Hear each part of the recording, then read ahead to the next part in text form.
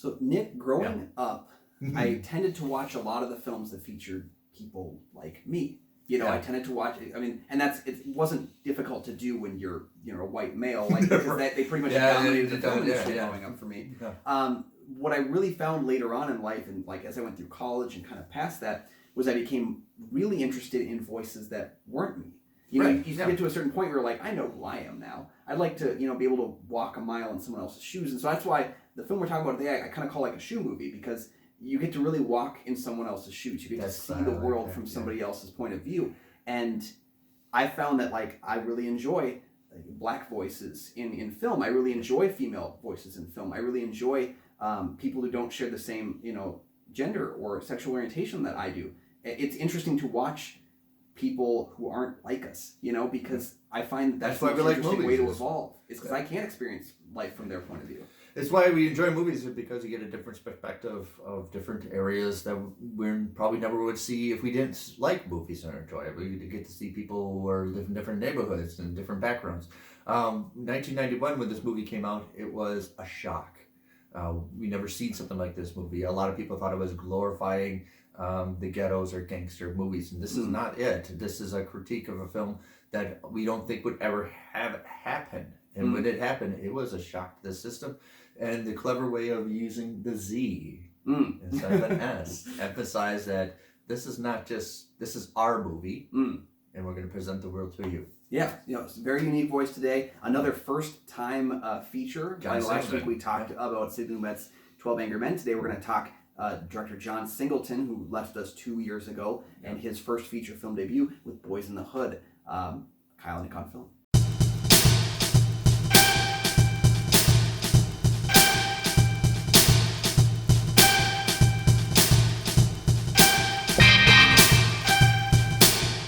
I'm Nick from the St. Paul Filmcast. I'm Kyle Goethe from GoetheFilmReviews.com, and today we're doing the first part of our series on films from 1991. It's kind of an interesting month, of course, because as you said before, a lot of big movies came out in 1991. A lot of sequels. A lot of just like wide berth of films. It was like you don't think of the 90s as having the wide berth of films that we maybe had here, but we're going to talk Boyz in the Hood from director John Singleton. This actually came out a couple months before New Jack City, which definitely give it a little bit of a almost like a comparison. And I think John Singleton didn't really appreciate New Jack City, because then you're going to get grouped into these are definitely different movies. There's always a rivalry of East Coast filmmakers and West Coast filmmakers like Martin Scorsese and Coppola's and stuff.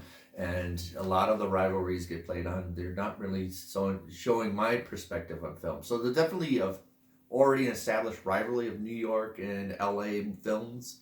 And I think New Jack City and Boyz in the Hood is kind of the same.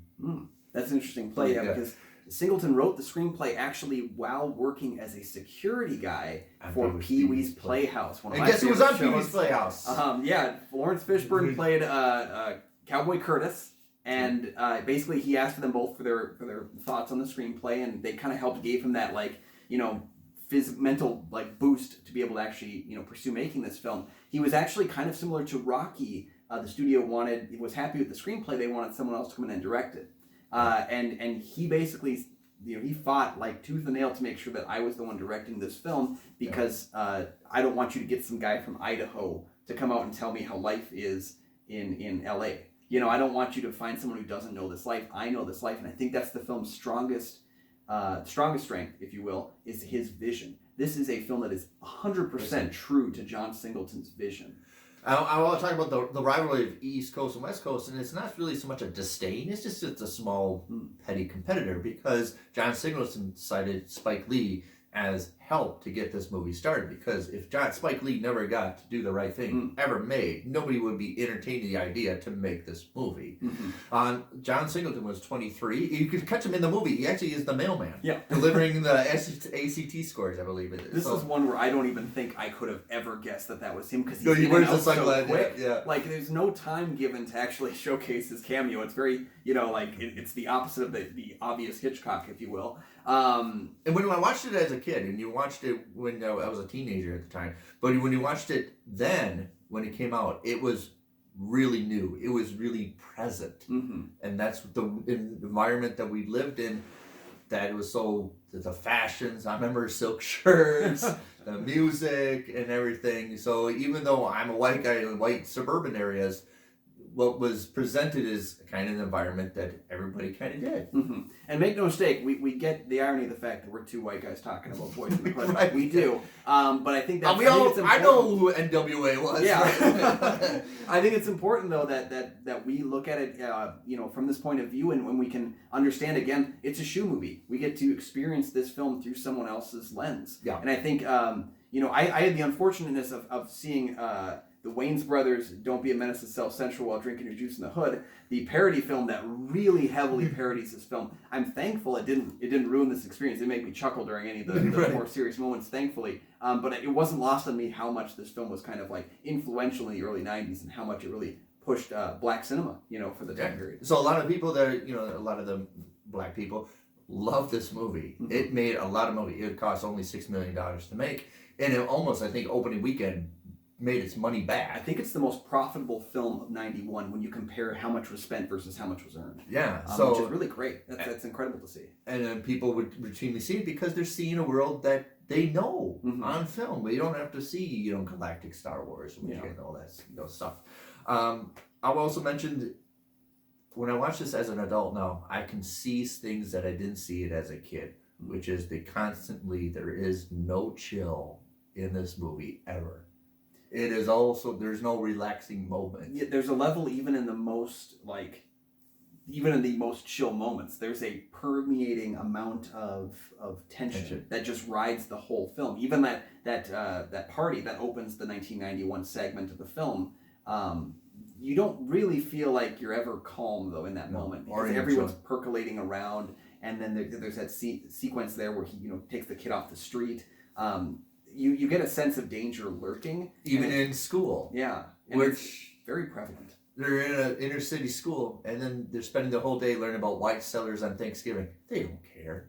Yeah, that scene in particular it's on the nose, but I don't think that it's not indicative of what is going on there. We're having a reckoning in American history right now in our schools. Yeah. And so it's not lost on me that is probably how someone would feel when you spend your time talking about Thanksgiving and saying how great the Pilgrims were. You're not going to care. Yeah. But then on his way home, he's seeing people being assaulted. And I grew up in a rough neighborhood when I grew up in South St. Paul, Minnesota, and I lived on 2nd Avenue. And I understand, and being a kid, that there's certain areas you don't go, there's certain houses you don't go in the neighborhood that's only 3 blocks away. Interesting, yeah. So I know there's also no chill. I had to take my money, to give up my money. I get beat up on my way home from school sometimes. So I understand that element of being in a neighborhood where every kids get along, but that did happen to me where some older, hey, can I have that ball? And he took it away from me, rode his bike off. I understand. Hey, throw the ball to me. Yeah. And the worst part is knowing. They know when they give that ball up, they're not getting it. So back. I totally relate to that. Of your mom, like, don't bring that out there. It's going to be taken away from you. The nice toys. Yep. You keep your nice toys at home. I'd like to point out that when I was younger, I was born in northern Minnesota, and I borrowed my Pokemon Red cartridge to another guy in the 2nd grade, and he didn't give it back. He said that he was going to give it back, and he didn't. Right. And in fact, I helped my school ban Pokemon cards. But anyway... John Singleton based a lot of the film around his own personal experiences. Yeah. The screenplay follows Trey, played by Cuba Gooding Jr. As an adult, and basically his friends, Ricky, childhood friends that he grows up with. And it's a film about growth. It's a coming of age movie, but it also has paramounts of I think what a lot of people in Trey's situation were looking to do. They were looking to get out if they could before they became another statistic. There was also that sense of, why are we infighting? Why are we fighting amongst ourselves when we have bigger fish to fry in the world? And I think a lot of the characters know that. Ice Cube's character is very aware of the fact that he's kind of self-destructing at times. He wants to, even though he doesn't want to, and yet he's still like he doesn't think he's going to, As well as the minority police officer. There are more interactions with them that doesn't really get his radar, right? He doesn't. Yeah. And that's Lawrence Fishburne says to him, I wish you would get it, or something like that. Yeah. Yeah. Oh, that's a powerful line. And the fact that when we first meet this black police officer that sees these people as lower, he's nice to Trey. Oh, then 7 what's years up, guy? later, Yeah. there's that very difficult sequence where he pulls him over, he puts the gun to his throat, and I think like that scene with the tears in Cuba Gooding Jr.'s performance. Yeah. This is, I mean, it is tough to watch because you know that feeling. You don't. Yeah. John Singleton loved Stand By Me, and there's a lot of peppering of influence of the movie Stand By Me, of them, the kids walking on the train tracks, of them seeing a dead body. So a lot of influences that you can kind of see of John Singleton appreciating Stand By Me. Mm-hmm. And I think even, not to get into spoilers, we're not going to mention kind of how the film ends, but there is part of the ending that you can very much tell is inspired by Stand By Me's ending. Yeah. Which the older teenagers pick on the younger kids. Yeah. Yeah. It's again, like early on in the film, I'm like, is he Stand By Me? Like it's very, again, like it's very noticeably homaging Stand By Me, but it's also not done in a way that feels like it's stealing, because again, it's a different voice. And when you have a different voice with a passionate take on their vision, you can do things like cherry pick some homage, and it doesn't feel like you're taking it. It feels like you're showing it through your eyes. Yeah, I think that's really cool. So I felt when I was a kid, I liked this movie. That seemed really natural. I like the acting; seemed really natural. It was very convincing. But now I see it when I even, in fact, I did my own movie, how these certain frame things seems a little bit of a movie, right? Yeah. Yeah. Even though at the time it looked authentic, like it almost looked like a documentary. Yeah. But there's so many times where Singleton, as he's directing a scene, he'll move the camera in the way where you get a gun will block the camera, or a 40 will get in the way of the camera, and it's again, it's that singular vision where like I may not have lived it, but I believe that he lived it. Yes. Yes. So what I'm trying to say is a lot of things that, wow, this really looks that this happened. Mm-hmm. Yeah. There's a lived-in quality to the entire film that's so strong, and the only thing that like catches me is that I really wish that in the 84 to 91 sequence, all of these characters grow up, and I didn't feel like Larry Fishburne looks any older 7 years later. And I think it's noticeable because there is such a small difference in their ages. And of course, Fishburne's character Furious was 17 when he had a child. So there isn't going to be an extreme amount of difference in age. 17 years is not a lot. But it's maybe a little bit more noticeable. That's my one true flaw in the entire film, is that I felt like they should have aged up Fishburne a little bit more, made him feel like just a few years older, because it seems like Cuba Gooding Jr. and him are just a little too similar in age.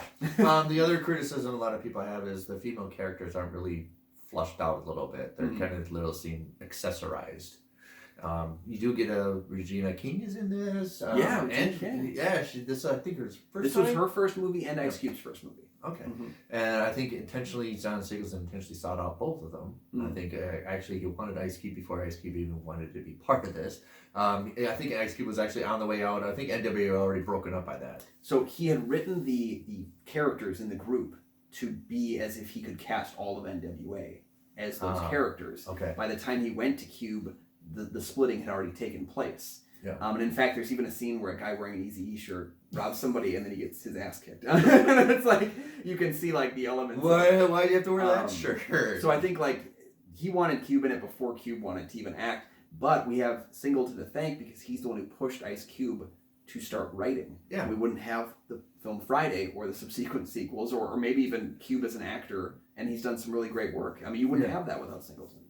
The other thing is, so like the little females characters not really fleshed out, they're more accessorized, they're a little more exaggerated, a little more cliches. That's true. And I do, but one of the really nice female actors in this is Angela Bassett. Yeah, playing the mom, which she doesn't mother to so many characters throughout cinema, but yet she never looks old enough to be a mom. Which I love that line of her hosting the barbecue and then telling her, Ricky, make sure she's taking her pills, Which is, I don't want, I love kids, but let's not have another one around. Oh yeah. Yeah. So it's a very serious film. I think it's a very important film to see. But like I always said, there's certain things that's comedic in this little childhood awkwardness of kids playing, childhood and navigating of where they're going to go and all that stuff. So there are some funny moments to this. There is some comedy to it. Well, and I think life has funny moments, and it's important in your vision if you're going to showcase a coming of age movie, you do have to be able to point out the little parts of it that make you laugh. Even if you're in a hard neighborhood and you are kind of, your life feels like it's been decided for you, you have to be able to find some joy in there. And I love the scenes, again, like that's why I love the scenes between Cuba Gooding Jr. and Lawrence Fishburne, is like when he's updating his fade a little bit and he's cutting it down and they're having that father-son talk. Yeah. And you realize how little age is between them. Because, I mean, they're talking about whether or not Cuba Gooding Jr. is still a virgin, and there's the great moment. Well, are you? Or yeah. So that's another thing I put on my notes. The whole theme is not only there's no chill throughout the whole story, there's no time where anybody can relax or deflate or feel safe, but there's also, even though a lot of people have close connections, there's a lot of a disconnect to everybody interacting. Obviously, Trey has connection to his childhood friends, but there's also a certain disconnect that's never going to get established. Him and Doughboy they grew up together, but there's certain things that are just going to get in the way. Yeah, there's a disconnect of the law enforcement to, even though you are black and I'm black, there's a certain disconnect. There's a disconnect of age. There's a lecture of Lawrence Fishburne talking at the billboard. There's a disconnect of age, as well as, even though we're all the same people, live in the same parts, that we're not understanding each other. Mm-hmm. Well, and it's very paramount too, showing that the upbringing of somebody, that we are not all born one way or the other, that we are changed in a way. In fact, if you look at the scene where Doughboy back in '84 is getting taken to juvie, there's a kid that approaches Ricky and asks, "Yo, man, what happened?" And that kid is meant to be the same person who's riding around with the rival gang later on in the film with the shotgun, like showcasing how they are not enemies in '84, but how time can change you and how your life is not set in stone by how you are born. You can change it. You can do something about it. Right. Yeah. So, and I just want to relate my little rough neighborhood, that a lot of it that happened. That a lot of it, sometimes my best friends, all of a sudden they're not my best friends. But that's universal. Sometimes it gets played out that sometimes the kids you grew up with, all of a sudden they're just far away, even though they're 2 houses away. Mm-hmm. It also seems like they're very far away from what we're ever doing. And when you compare it to the normal upbringing of course, as you get older, you tend to find that your closest friends may not always be the ones that you just happen to be near. They might be the ones that you find that you actually have things in common with, and that changes and evolves. The difference between that and this film is that in this film, your friends might die because of the choices they make in life. Yeah. Whereas there are some people that I've kind of like weaved in and out of friendships throughout my life. Doesn't mean that, that they've never been in danger because of their choices. Whereas this film kind of places out as like, you are always having to make the right choice. Being black in this neighborhood, you have to be able to be smarter than the white kids in the white neighborhood because they don't have to deal with this, And that's why I think John Singleton put up the stats of Black America before even the movie starts. I think he put up the stats of, which is, I think, a little bit close to even now, even though in 1991. Does it take place in the 80s? Or it's supposed to be 90s? Or it's supposed to be... So 84 is when they're all younger. And then 91 is them for the bulk of the film. So definitely we see that influence. I mean, we see the posters of Ronald Reagan at the beginning and the gun holes, or the bullet holes that are going through it and stuff. I love it. It's very timely of that time. Like, hey, it's 84. We know it is. Yeah. And there's a lot of that 90s fashion sense in the 1991 segment that's really, really powerful, for placing in the time frame. And that was massive news. You knew, even if you were a kid from Minnesota, you knew there was competitive rivalry in Los Angeles of Crips and Bloods that was just being played out in the streets that nobody really could stop. Mm-hmm. And then you put this movie in, and people thought you were going to glorify the gangster mentality, that because the Crips and Bloods were really flourishing in LA. Mm-hmm. And really dominating the news. Everybody knew about it. It was national news all the time. And then this movie came out, thought it was just going to glorify it, and it does not. Yeah. And it's even when it's shot in areas that would later become very significant to, deaths for the black community in LA. It's not hiding where it is. It's not hiding its style and its vision, and it's staying true to how you would perceive it. And I think that's again what makes this film so powerful, even if you haven't lived in this area or lived this life. That's what I'm trying to emphasize. That's what kept me in the whole movie, was I can't understand the empathy part of it because I'll never know that. but I can definitely understand. But I can understand yours. Your empathy in that moment. So definitely, yeah. I'm glad we got to watch this again. I watch this now and I see a lot of filmmaking techniques where when I was watching as a kid, like I said, just felt like it was like a happening thing. Mm-hmm. Like it seemed like you weren't watching a movie, you were seeing something, witnessing something. Yeah, and it's funny too because as you mentioned that it being Singleton's first movie, he said he shot it chronologically. Oh, so he said as the movie goes on, you tend to realize what you're doing wrong. So he actually inserted the line with Larry Fishburne says where he says, "I'm not getting older, I'm getting better," and that's great because that's exactly how he was operating through the film. As you can see, it's a little bit more on the nose at the beginning than it is at the end. Yeah. The film, you see his progression as a director, which is actually kind of funny to see. It's almost like every first-time director should be forced to do a chronological shoot just so that they get it, No, you know what I like about it, I'm talking about the film technique, is a lot of is very earthly tone, a lot of boring, like the grass is all wrought up, but where the colors really pop is the vehicles and outfits. Yep. And I think that's very much how you make your staple is you get loud with your costuming, you get loud with the vehicles, which I think happened in their neighborhood too. Yeah. Because everything looks crap. Well, why don't we look nice with our outfits and our vehicles? Which happened in a lot of my neighborhood. A lot of the rundown houses, but somebody's got a brand new Corvette in front. Oh yeah. Well, you have to make do with what you have, and sometimes it's a nice thing as opposed to a nice life. Yeah. And we all know that feeling of like, if I look good on the outside, maybe I'll feel better on the inside, and it's heartbreaking. Those baggy pants and silk shirts, man, I miss it. Mm-hmm. I don't know. And pumps. Yeah, you have to have pump shoes. I mean, I'm still living in a Miami Vice kind of fashion. Yeah, you so are. What do I even to say about that? But so once again, it's a strong recommendation. God, I can't believe it's 30 years old. But yeah, Boyz in the Hood.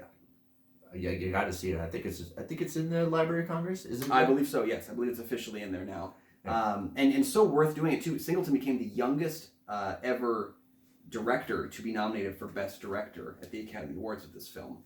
And I think that's amazing because it is shocking that he was 2 years younger than Orson Welles before he got his first nomination. It's amazing to me that I think his most notable film being this and his most powerful film being this, you see that vision. I was critical of Singleton when I first saw the first movie I saw of his, which was Too Fast, Too Furious, which is like the weakest Fast and the Furious movie. That's kind of... and just it doesn't feel like it has a lot of heart to it. And then I saw Four Brothers, which felt a little bit more like it has a little bit more of that heart. Yeah. Still kind of a flawed movie. Right. Yeah, you definitely see like I've noticed as I peeled back layers on my way to Boyz in the Hood. He's gotten more commercial. Yeah. He's not with us anymore, but yeah. Yeah, but I definitely think like this is a movie. I'm so happy. It was a first time watch for me, and I was just blown away by it. Yeah, to a point where in the pantheon of 90s films is definitely worth discussing. Like it's your favorite word. It's palpable. Yeah. You can feel it. Yeah. Rather than you really appreciate the technical of editing and costuming, you can actually it has a heartbeat to it. Yeah, I would say a similar director with the same skill set that he had would not have given us a better film. I think he is the best director for this film, and I think this film works because of him, even though there's maybe some moments when it's noticeably a first-time director. Yeah. Sure, but like his emotional connection to that piece really drives home the narrative, and it has a better impact because of him. Yeah, so it's a strong recommendation. Yeah, strong recommendation for me as well. We both think the movie is quite amazing. I would put it as, again, like as a almost perfect vision film. It is so well put together that I want to watch it again. So now you know our thoughts on the film. We want to know yours. Comment down below. Let us know your thoughts on Boyz in the Hood. Did you love the movie? Did you not like the movie? And maybe let us know, like, did it affect you with your upbringing? Did it make you look back at your... I think everybody can relate. There's some, even though it's concentrated on their neighborhood. Yeah. I think there's some elements that everybody can relate to. Yeah, I definitely friends think and so. Going away. And it's got a lot of heart to that friendship element to it. And it's, again, a unique vision that I did not live, but I'm happy to have been able to seen what he experienced. Yeah. But we want to know your thoughts now, so let us know too.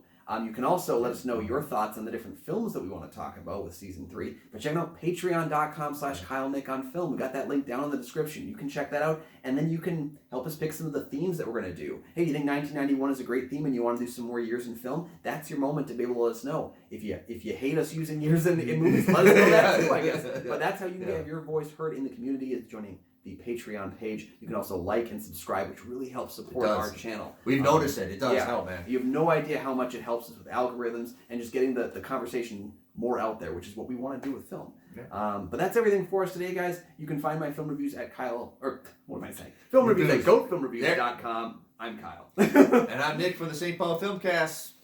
See you next time.